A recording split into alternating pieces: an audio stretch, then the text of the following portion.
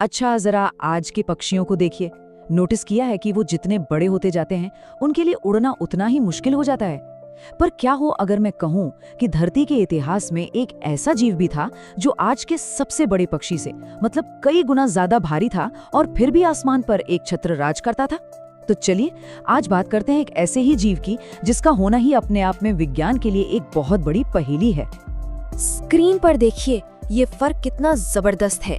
एक तरफ है आज का सबसे बड़ा उड़ने वाला पक्षी वॉन्डरिंग एल्बाट्रॉस, जिसका वजन करीब 22 किलो होता है, और दूसरी तरफ है क्वेट्ज़ालकोअट्ल, जो पूरे 250 किलो का था। मतलब ये जिराफ जितना लंबा और एक भालू जितना भारी था, और इसके बावजूद ये उड़ सकता था। यही अंतर तो हमें सोचने पर मजबूर कर देता है ना? तो सवाल यही है कि अगर आज के भारी भरकम पक्षी जमीन से ठीक से उड़ नहीं पाते, तो ये विशालकाय जीव गुरुत्वाकर्षण को मात कैसे देता था? आइए इस वैज्ञानिक रहस्य की एक एक परत को खोलते हैं और समझते हैं कि ये कैसे मुमकिन हुआ। इस पूरे कहानी की जड़ें हमें मिलती हैं 1970s के दशक में टेक्सास के रेगिस्तान में।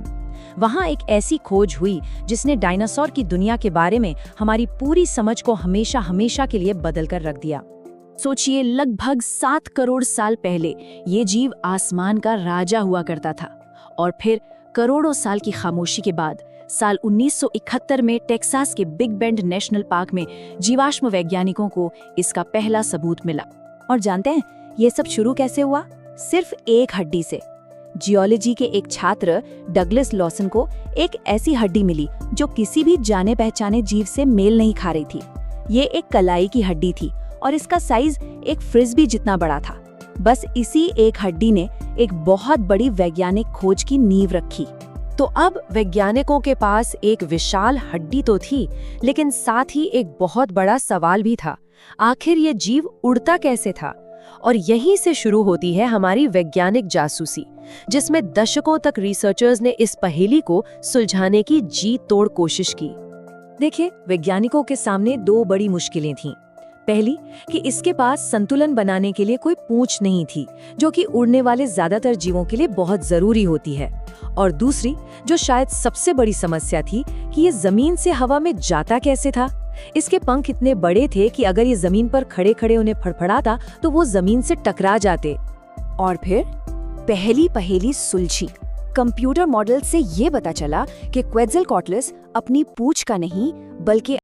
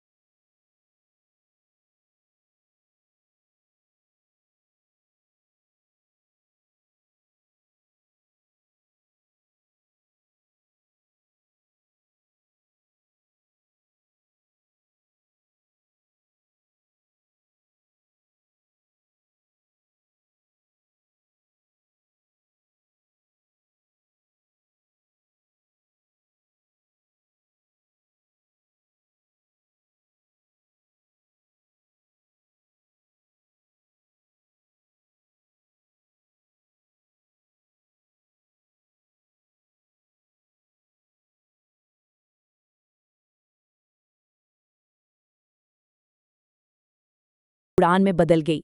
और क्योंकि आसमान में इनका मुकाबला करने वाला कोई था ही नहीं, ये बड़े और बड़े और बड़े होते चले गए और आखिरकार आसमान के बेताज बादशाह बन गए।